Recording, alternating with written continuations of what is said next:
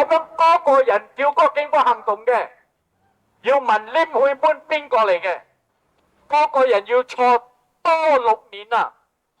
點解？嗰個更頭扣留去幾多個人？你哋幾多個中扣留？5個。阿東同一班伙計全部扣留做晒。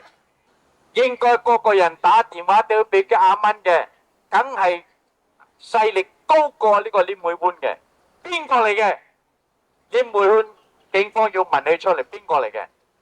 咁啊呢個人要重案，佢要坐監長過安華伊布拉希。我講唔係，呢個政府就唔公平，叫 ME 寫信落去啦。你講啦，安華伊布拉希做6年啦，咁呢個邊個要做？問你邊個打電話俾阿蚊嘅？叫 ME 寫信啦，唔使驚嘅。邊個中下流？我要知道。你阿東邊個呢？阿明、華仔阿福金毛5個。以前講事頭同埋伙計全部扣留，人哋爭去鐳去收鐳，俾人哋打，又俾埋警方打，好嘢你警方一流，叫嚟打我啦，我至多死啫，我同佢打到底，叫你警方嚟喐我至多死啫，但我同你打到唔死我死，唔得咁樣嘅警方。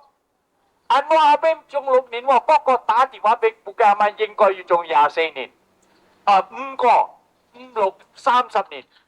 邊一價位嗰個公司股東之一，頭一個股東嘅之一係廉個東嘅仔，係咪阿東？哦，你有勢力啊！咁啊，安華伊布拉希副首相都中啦。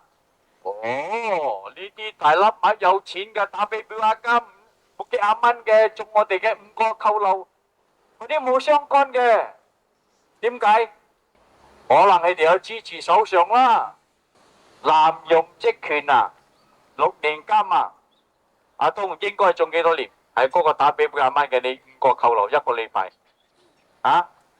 超過安華伊布拉希啦，濫用職權唔啱就唔啱，有好多嘢我哋社會係唔啱。